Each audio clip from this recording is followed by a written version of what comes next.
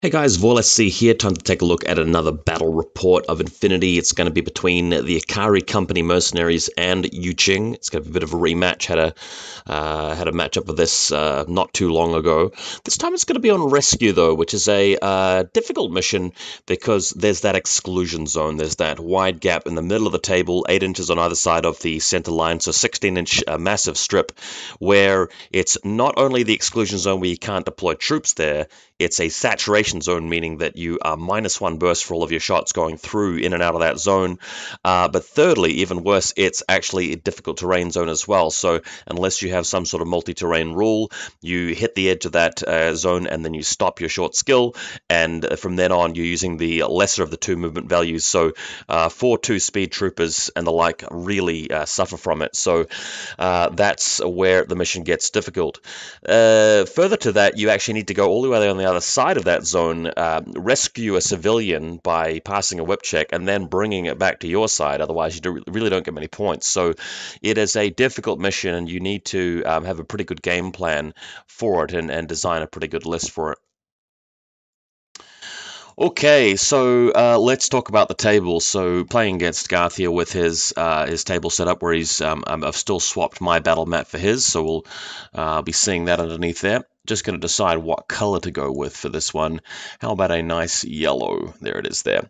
So for this one, Ikari are going to be situated here, and YuJing are going to be over on this side, and Ikari wins the dice roll for first turn, and I'm deciding here to take that first turn because I'm experimenting with a list that has 4 Yuan and an Evo repeater bot, as you can see in the bottom left corner here.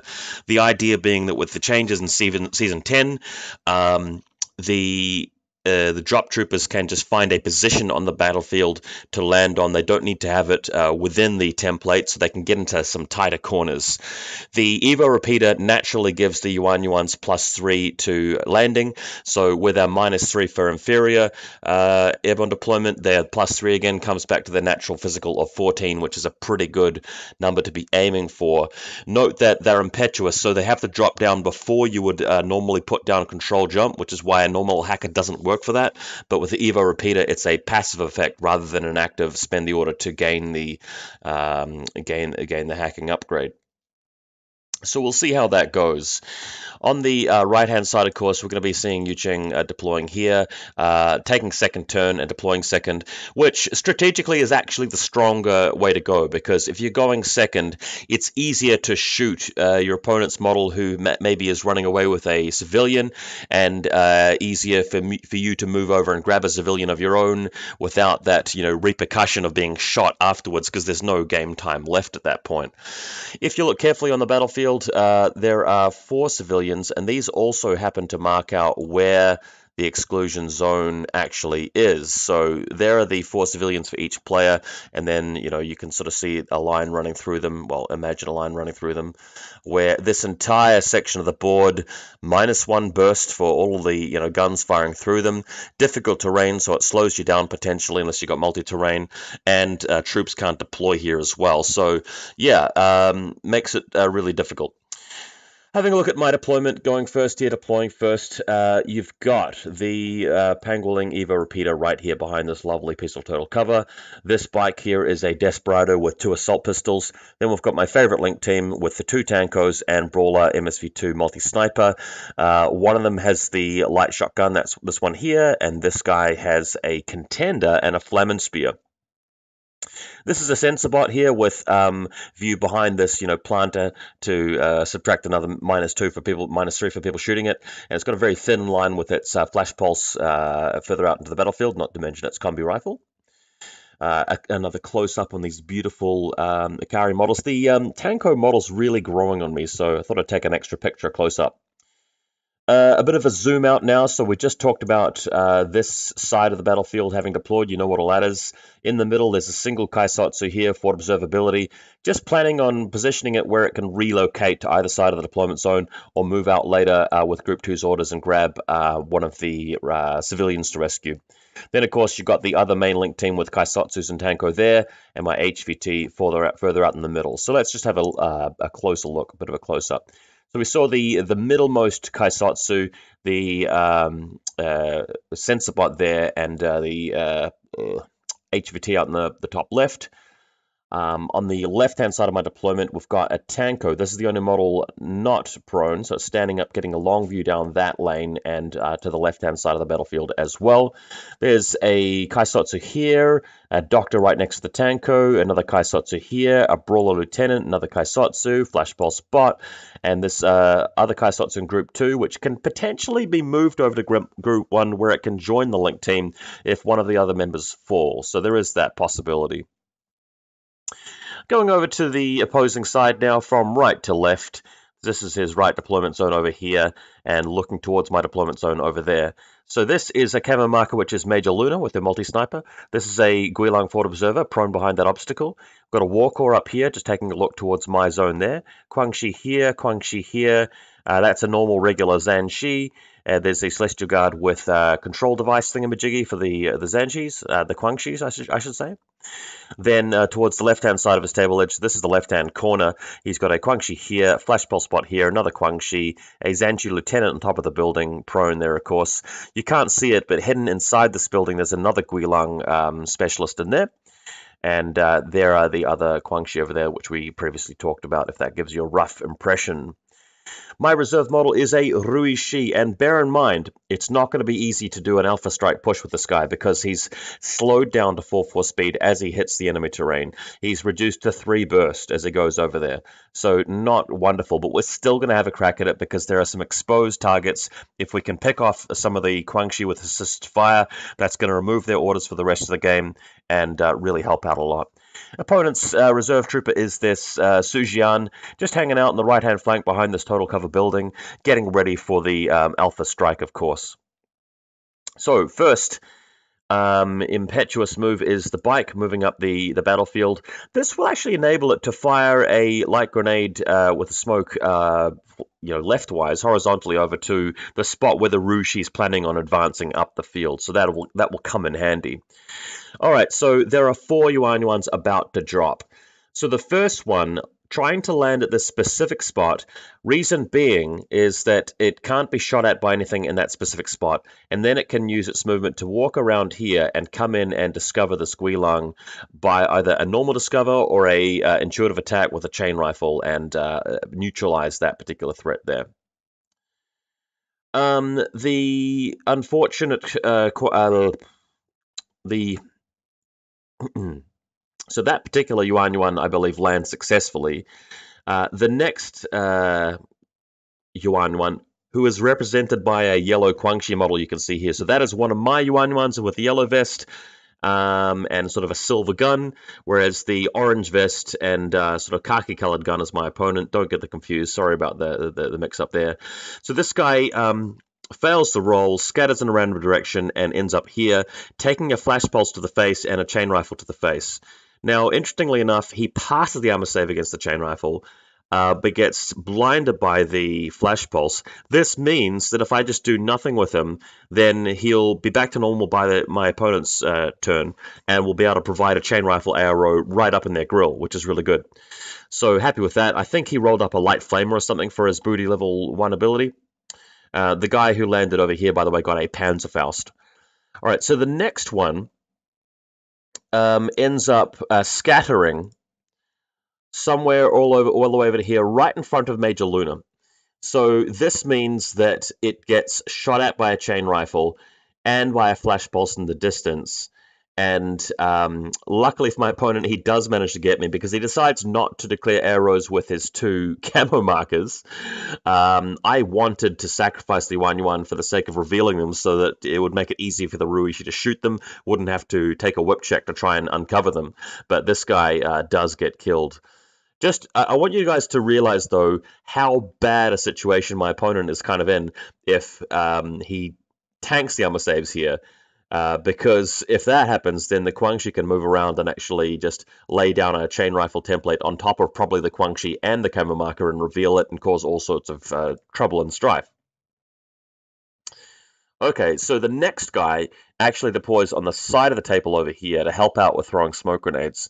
So you can see one of them's landed here, the other one's scattered over to here and survived, although it's blinded, and the third one's over here on the side of the table, and the fourth one over in this direction got killed. So as you can see, 4 Yuan-Yuan's kind of powerful. Even if they don't necessarily all get into the best positions, they you only need one of them to really get a really good trade or a really good advantageous situation to make them worth it. Okay, so the Rishi moving to position first behind this barricade and firing at the Warcore in the distance, and with some decent dice rolls, shreds the Warcore straight away, even though he's only got 3 burst. There's a Yuan which moves in to attempt to discover the Guilong in the building, fails the discover check, but then has attempt at the, the intuitive attack with a chain rifle, does manage to win the roll, but the Guilong tanks it and lives. Okay.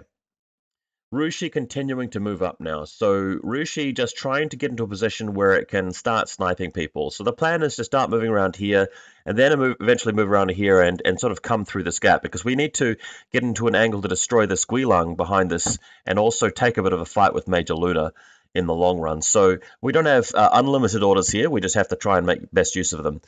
The aforementioned Desperado does indeed throw a smoke grenade over here to try and help out, but the Rishi is going to have an awkward time making use of it because of the way that truck is, that armored personnel carrier is positioned.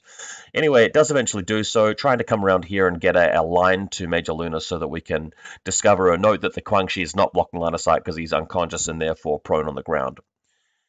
Okay, so continuing in on the angle, doesn't manage to reveal Major Luna, so we have to keep going and potentially take a bit of a fight with 2 people at once. So when the Rushi eventually moves to this angle, this is a spot where the Guilong has line of sight, and Major Luna would have had line of sight at the point where the Rushi has moved from, if you guys can picture that. And my opponent decides now is the right time to activate both of them. He's got a Guilong, he's got Major Luna. He knows that I'm going to have to split burst against both of them, and he knows that I'm going to be suffering from the saturation zone, whereas he's just firing 1 burst anyway. So it's a bit of a tall order for the Rushi, but any kills are going to be worth it.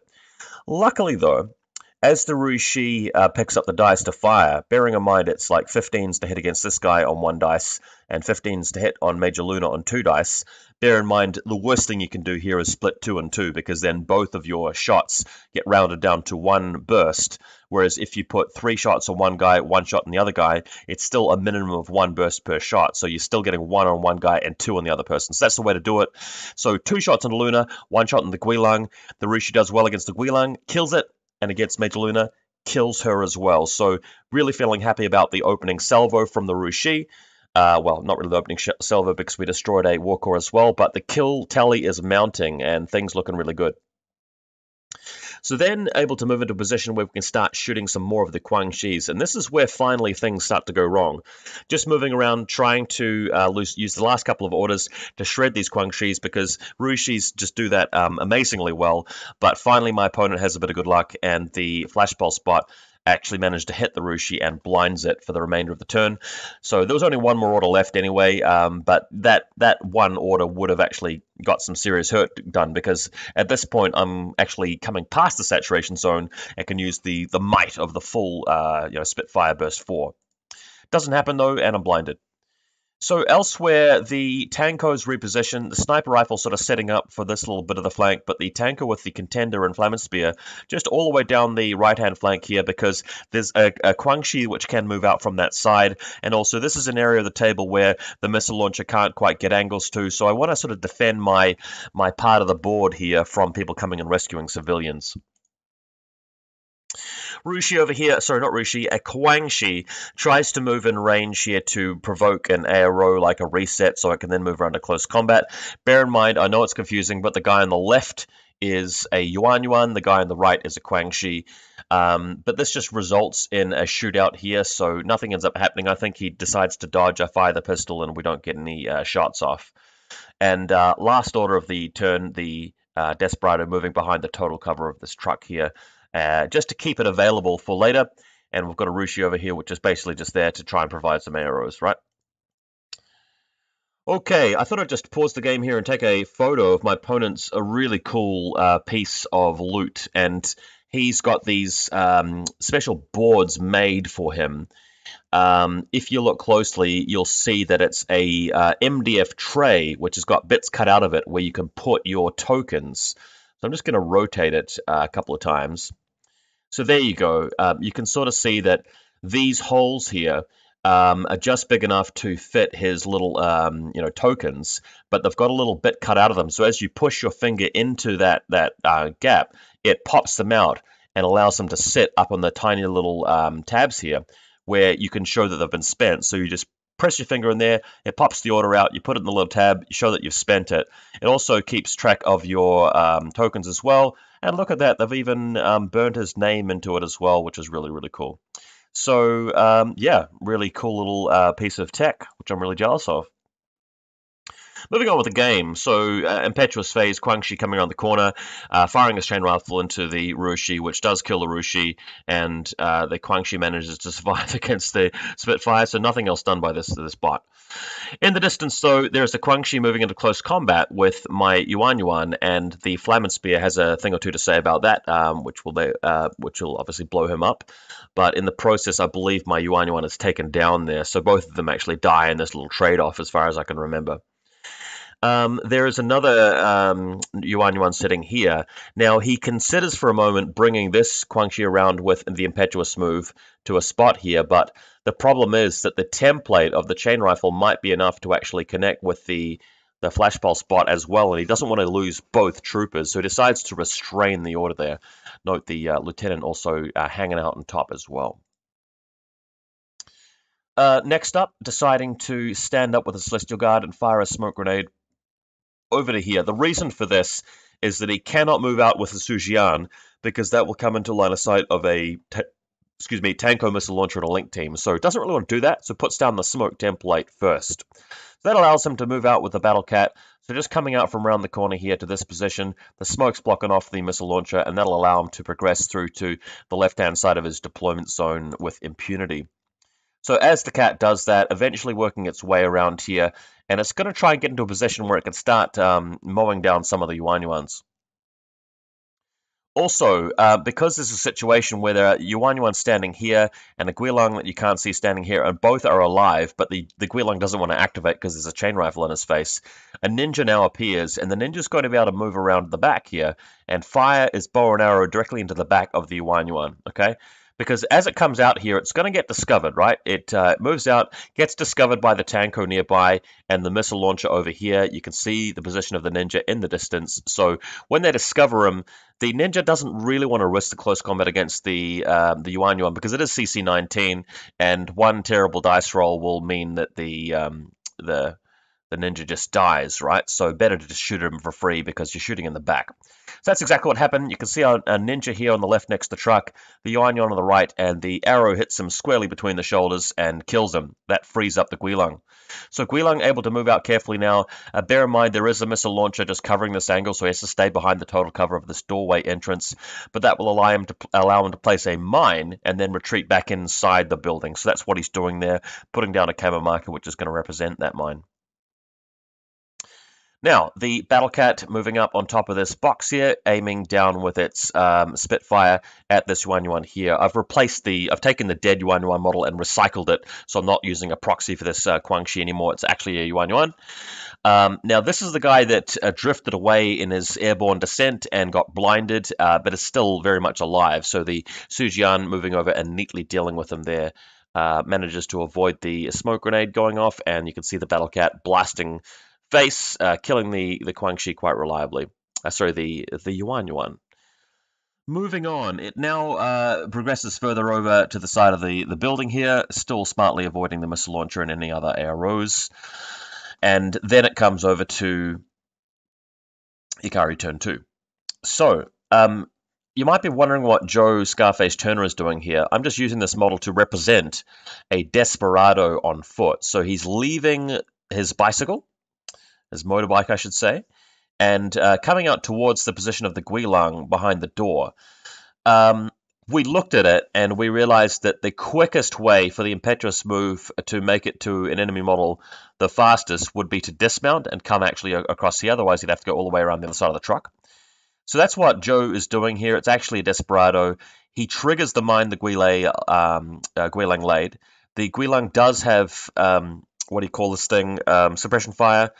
And what happens is the Desperado is killed by the suppression fire in the mine, but managed to detonate the mine, obviously, and hit the Guilang with the chain rifle. But the Guilang does survive that and slinks back further into hiding as a result. That does allow the kill team to move out. So it is the Tankos. So the guy on the right is the Flamer Spear Contender guy. The guy on the left is the Light Shotgun Haris guy. And the middle guy is the MSV2 MSR. So here they come. The Guilang is hidden now well into the side of the building, into that spot. We just need to get into a position where we can actually start attacking the ninja and then go after the Guilang and then rescue one of the civilians. So we've got the MSV2 guy coming up next to the truck, going to use his pistol at point blank range against the ninja. This is a bit dangerous because even though he ignores the TO camo, doesn't ignore the saturation zone, unfortunately. So there's going to be a shootout here, but luckily the brawler wins it, takes down the ninja with his pistol, and we can move on. That then allows the brawler to be moved over to this spot and fire his pistol at the Guilang in the room here. Now, something funny happens here. My opponent seems to think that he wants to check the line of sight for some reason as they come over these boxes. And what this told me is that this entire time, he has been hiding a Hacktow missile launcher, which is, terrifying, on a building somewhere. And although he didn't reveal him at this point, my opponent briefly thought that he could actually fire at my link team and blow them up. And didn't actually take that arrow because he couldn't get the line of sight that he needed. But now I'm actually worried. And I've also used that experience to deduce that the Hacktow is probably on this building up here, with a view to my link team over this side, a view through this narrow alley down here. Now he thought that as the Tankos progressed around here and to get to this spot to take on this civilian, kill the ninja here and kill the Guilang here, that as they crossed these boxes, the Hacktow would be able to see them coming over that spot. But of course, this total cover actually obscured that, and I managed to get out of jail free. But boy, was that a close call. So now I actually know what I'm up against, and I can avoid those boxes and try and win the game anyway. But the Hacktow, such a powerful piece in infiNity. Really recommend getting one of those if you play YuJing in general. So let's get back to the part of the game that we're up to. So it was distinctly this spot here. So next up, the brawler gets a little bit unlucky and gets shot by the Guilang, but I was taking a risk. The Guilang is in cover, I'm not. I get 2 dice, he gets 1, it's still pretty close.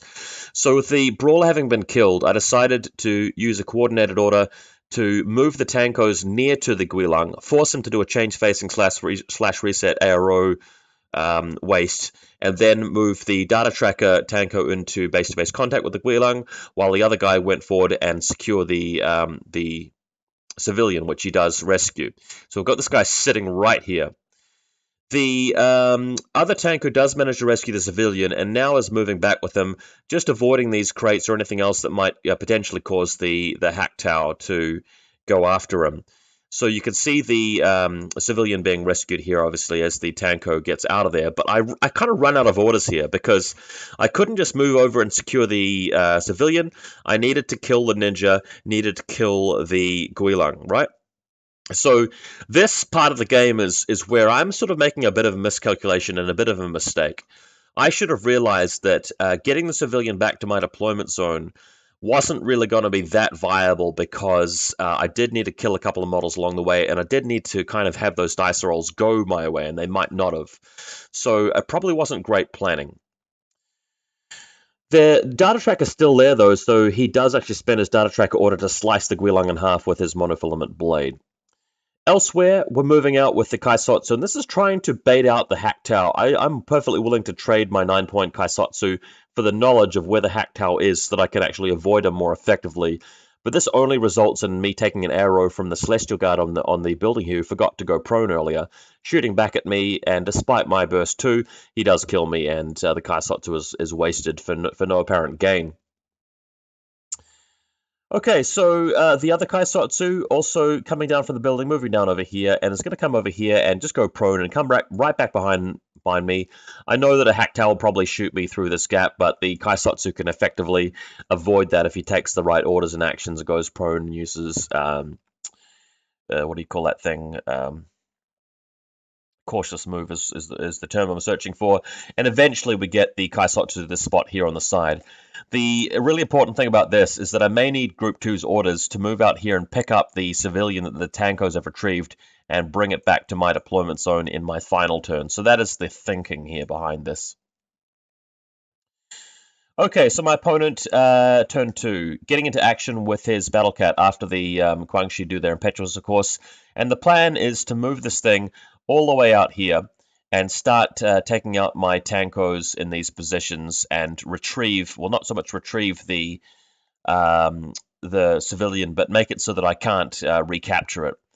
So very blurry photo here, but I believe he's firing a smoke grenade template at this middle spot on the board so that the Battle Cat can effectively get around here, and it's already moved around there, sorry. So this is the Celestial Guard firing a smoke grenade over here at long range, I might add, still passing the dice roll, and putting down a spot where the missile launcher can't see through it to get to where the Sujian needs to go. So Sujian moving around successfully here, gonna have a go at this Tanko first and foremost, so springs into combat mode. He is having to go through the saturation zone, firing the Spitfire, initially doing a wound to the Tanko, and then the second order does manage to finish him off. He is up against a bit of firepower here, I might add. There is like a contender or a pistol. The other one actually has a Blitzen, so it's not, it's not completely safe. Next up, after killing the Tanko on this side, he's going to be moving around to try and get a free shot into the back of this Tanko here. So let's see if he gets that done. Moving around the side here to the point where my the civilian is, so that the cat moving all the way over here, firing a Spitfire through this up against the Tanko, and decides to go for the Panzerfaust because his Spitfire is reduced in burst. It might be less likely to do 2 wounds outright, so firing the Panzerfaust in the back does actually succeed in the hit, but luckily the Tanko passes 2 saves, fails the third one, and is able to go guts behind cover and actually survives the turn. So we're left with the Tanko in this position here, able to get away from the cat, who you can sort of see its tail in the distance there, over here, and that Tanko data tracker still will live and fight another turn. In the meantime, though, the Sujian can prey upon my weak positioning this previous turn and go after the Kaisotsu I've set up here and the Sensorbot in Group 2 and start shooting at them, which results in the Kaisotsu dying, but the Sensorbot actually hitting the Sujian with a flash pulse and blinding him temporarily, so at least we get off lightly there. Ikari turn 3, nearing the end of the game. So we have a Tanko here, and I need as many orders in Group 1 as I can because I need to actually send the Link team over there to retrieve that that civilian, right? So it's not going to be easy because I haven't really played very well on my second turn. First turn was good, second turn not so much. After a lot of deliberation, I'm deciding to sacrifice my Tanko here by not restraining him. You can just go impetuous towards the Guangxi here. He's going to take a chain rifle, but that is going to allow him to fire a Blitzen over at the Sujian on this angle. And although it's a risk, if I die and I lose the Tanko, there's still other ways that I can actually win. But if I get lucky here and hit him with a Blitzen, that's the Sujian immobilized for the rest of the game and out of there. So I can then quite easily set something over to retrieve that civilian a lot more easily. Now, the Tanko does beat the Sujian in the face-to-face roll, but unluckily for me, he passes both of the BTS checks for the EM2 and survives this, and in the meantime, the Tanko is hit by the Guangxi and eliminated, so that's really unfortunate. One interesting side effect of that, though, is that the Sujian must pass a guts check or fall back, and it fails the guts check, pulling him a little bit further towards my bot. And this gives the Pangolin Evo Repeater the chance to actually now hack the Sujian with a gotcha, because it has come in range. So a funny turn of events here, which results in me actually passing the attempt and securely immobilizing him, which will make it easier for me to come past him and kill him with the Link Team. There you have it. Now here's the problem. As soon as the Link Team moves out, they're likely to get shot at by the missile launcher. So what I'm doing here is I'm leaving the missile launcher in place, moving the rest of them out, just to see if I can bait him. So that indeed happens. The hack tower is indeed in this spot, as we all suspected, and it does indeed actually have a missile shot to the Tanko in the distance here. So the Tanko in a Link Team is firing at BS16, plus minus for cover, and then -6 for TO camo, so on a 10, and the hack tower's needing a 14. And luckily, both of us miss. So, life goes on, and we know where we stand now. So realizing where things are on the board, the Kaisotsus drop out of the Link Team with the Tanko and form a new one with just the 4 of them, and they start going on a run off to the right-hand flank where they can pick up that civilian. To do that, they need to spend most of my order pool, something like 8 orders, and they also need to do a couple of cautious moves past the line of sight of the hack tower, as we'll see in a moment. So the reason why all of these guys are lining up, as you can see here, is that there's a very, very thin line where I can get missiled. And if the hack tower missile hits, it'll hit all of them and I'll lose the game. So they have to sit up in a line in front of this and then all cautious move as a group past that line and get to safety, which is achievable. It's just very order intensive. And as they do so, it results in the Sujian getting a free reset, right? So he does reset. I do have another opportunity to immobilize him again with the hacker, but the problem is that he's going to reset eventually. And to get to the civilian, I need to move these guys past him. It would be ideal if he had been immobilized by the Tanko, that'd be no problem. But at some point, getting through this alleyway, he's going to use his flamethrower, and the template's probably going to hit a lot of these poor old dudes. Okay, so looking at this, they're moving in on him. They're just gathering the concave to get past him. And in this specific image, these 2 guys have already used a short skill, and they're about to engage him in close combat to tie him up. These 2 Kaisotsus here have enough movement so that if they go a full 4 inches around him, they'll have another full 4 inches to get in range of the civilian in the final order, and that'll give me an opportunity to maybe pass a whip check and end the turn with one of my models in control of the civilian, which might allow me to win. So he chooses to fire his flamethrower onto these 2 because these are the ones which will actually affect the objective, and the other 2 go into close combat with him. So roll the flamethrower, armor save for the first one, nope, dies, burned to death. Roll for the second one, and passes, luckily. So I have at least one of them able to go in there. So you can see here, the guy on the right doesn't make it, the guy on the left does. The other 2 lock the Sujian in close combat, and then the other Kaisotsu moves through and passes the whip check to secure the HVT, so the civilian. That's the last thing I can do with my turn, but it's looking pretty bad, let's face it. If he just comes over and kills this Kaisotsu, I've got no objective points. If he goes over and grabs one of my civilians, where it's a draw. If he does that and picks up one of my civilians and gets my HVT, he'll win by 1 point. So I think because of the awful way that I played the second turn in particular, I've left myself in a really bad spot. I feel like I played well enough to try and recover the game, at least give myself a chance, but this is looking bad. So in his turn, a Guangxi approaching the sensor bot here, firing the combi rifle because I need that Guangxi to die at the end of the turn. I can't afford to have it contesting my HVT, but sadly the combi rifle doesn't really work out here. The Sujian trying to cut people up in close combat, but then realizes he's going to get hacked every time he tries that, so gets immobilized by the Pangolin and stops. But he's the data tracker, so he could just use the irregular order from the data tracker to do that, right? The hack tower feels it's necessary to kill my missile launcher before trying anything, because otherwise he'll get shot by missiles as he moves out. And this results in a string of terrible rolls for the hack tower. He misses like a couple of shots there, eventually gets hit by the Tanko, passes a couple of armor saves, and it takes him like 3 or 4 orders before he finally nails it. And then suddenly a light bulb turns on in his head, and he realizes, oh, why didn't I just use smoke grenades that actually move out there without using the hack tower instead? So this Celestial Guard jumps down from the building and starts firing smoke grenades, but by then it's sort of too late. He's kind of run out of orders there. He does, of course, manage to get to a point in the building where he can contest my HVT and bring it into a draw. His lieutenant tries to move out here and fire at the Kaisotsu, holding the civilian, but doesn't manage to kill it. And the Guangxi over here also having a long-range pistol, having a go at it, but that doesn't work either. And thankfully, it is a draw, although I do feel like I probably should have lost this game the way I played the second half of it. I probably could have pieced together that he had a hack tower, and I probably should have been a bit more careful with my tankos, right?